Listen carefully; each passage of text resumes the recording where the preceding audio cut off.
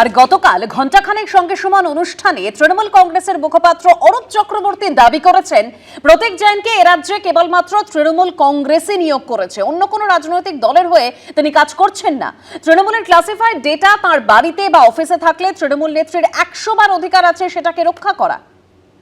আমার পরের বক্তা অরূপ চক্রবর্তীর কাছে যাব।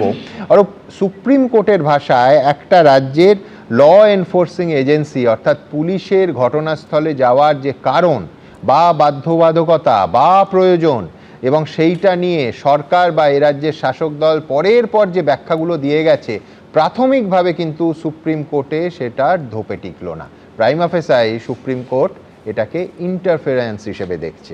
অরূপ, প্রতীক জৈন এখানে officially deployed by Trinamool Congress, এখানে অন্য কোনো রাজনৈতিক দলের হয়ে প্রতীক জৈন কাজ করছেন না, একমাত্র পশ্চিমবঙ্গের ক্ষেত্রে সোললি তৃণমূল কংগ্রেসের কাজ করছে। এবং আজকে ওই তার বাড়িটা তার না তৃণমূল কংগ্রেসের, আজকে তার অফিসটা তার না তৃণমূল কংগ্রেসের। তৃণমূল কংগ্রেসের ইন্টারনাল ক্লাসিফাইড ডেটা থাকলে 100 বার তৃণমূলের অধিকার আছে চেয়ারপারসনের সেই ডেটাকে প্রোটেক্ট করা। কিন্তু যার বাড়িতে চুরি হলো সে এফআইআর করলো না, কমপ্লেন করলো না। এক second, search was conducted in a peaceful and order manner and no damage to any person or property was done. Search peaceful এবং অর্ডার্ড ম্যানারে হয়েছে, কোনো ড্যামেজ হয়নি। ইডি নিজে অ্যাকনোলেজ করছে, ইডি নিজে বলছে যে ল্যাপটপ আর আইফোন নিয়ে গেছেন মুখ্যমন্ত্রী, তাহলে বাকি ডিভাইস আসছে করতে। আমার প্রশ্ন দর্শকদের কাছে খুব পরিষ্কার, যদি ইডির কাছে অন্য কোনো তথ্য থাকতো, অন্য কোনো ডকুমেন্ট থাকতো, তাহলে তারা সেটা পঞ্চনামায় লিখলেন না কেন? আসলে কিছু ছিল না, এসছিল চুরি করতে। ওই যে বাংলা একটা প্রবাদ আছে না, চুরি বিদ্যা মহাবিদ্যা, যদি না পড়ো ধরা। এবার চোর হাতে নাতে ধরা পড়েছে।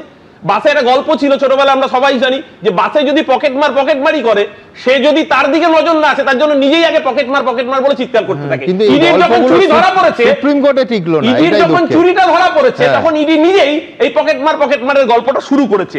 মুশকিলটা হচ্ছে এই আমরা একটা স্লোগান দিয়েছি নির্বাচনের আগে, যতই করো হামলা আবার জিতবে বাংলা। এবার বাংলার মানুষ স্লোগানটা আবার পাল্টে দেবে, যতই আনো ইডি নবান্নে ফের দিদি। ঘণ্টাখানেক সঙ্গে সমান অনুষ্ঠানে এসে এবার পাল্টা প্রশ্ন তুলেছেন বিজেপির প্রতিনিধি। মুখ্যমন্ত্রীর মতো সাংবিধানিক পদে থাকা একজনের বিরুদ্ধে ডিজিটাল তথ্য প্রমাণ চুরি, বলপূর্বক প্রবেশ, প্রমাণ লোপাটের মতো অভিযোগ তুলছে কেন্দ্রীয় তদন্তকারী সংস্থা। ইডি তল্লাশি চালাচ্ছে, মমতা বন্দ্যোপাধ্যায় সেখানে পুলিশ নিয়ে ঢুকে সমস্ত কাগজপত্র নিয়ে বেরিয়ে গেলেন। সাধারণ মানুষের কাছে কি বার্তা যাচ্ছে, কি প্রশ্ন তুলেছেন কৌস্তব বাগচি, দেখুন। কৌস্তব, ইডি কেন শীত ঘুমে চলে গেছিল আর ভোটের আগে হঠাৎ কেন জেগে উঠলো? না, জেগে ওঠাটা বেআইনি নয়, কিন্তু এই প্রশ্নটা আজকে সুপ্রিম কোর্টেও কিন্তু থেকে গেল। আমাদের রাজ্যের মুখ্যমন্ত্রী, তার বিরুদ্ধে কি অভিযোগ? তার বিরুদ্ধে অভিযোগ হচ্ছে theft of digital evidences and documents, criminal trespass, causing disappearance of evidence.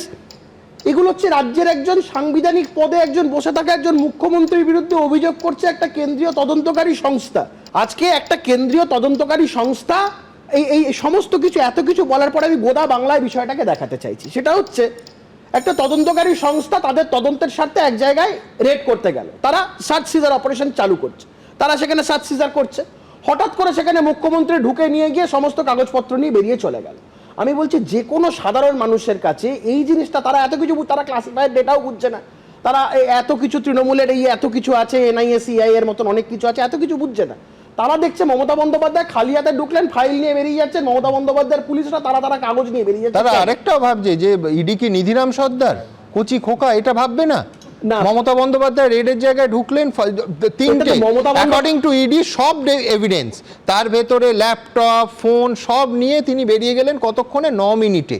আমি বলছি নিধিরাম সর্দার ছাড়া এই জিনিস হয় না। বিষয় না, এটা মাথায় আমাদের রাখতে হবে। যিনি গেছিলেন তিনি রাজ্যের মুখ্যমন্ত্রী, তিনি কোনো পঞ্চায়েত সমিতির সদস্য নন বা গ্রাম পঞ্চায়েতের মেম্বার নন, যাকে ইডি যখন তখন পারলে একটা রেস্ট্রিক্ট করবেন। কারণ মুখ্যমন্ত্রীকে কোন আইনে যদি একটা বৈধ রেড হয় সেখানে মুখ্যমন্ত্রী কেন, প্রধানমন্ত্রী গেলেও কিভাবে ঢুকতে পারবে? কোনো আইনের রেড বন্ধ নেই। এবিপি আনন্দ এগিয়ে থাকে, এগিয়ে রাখে।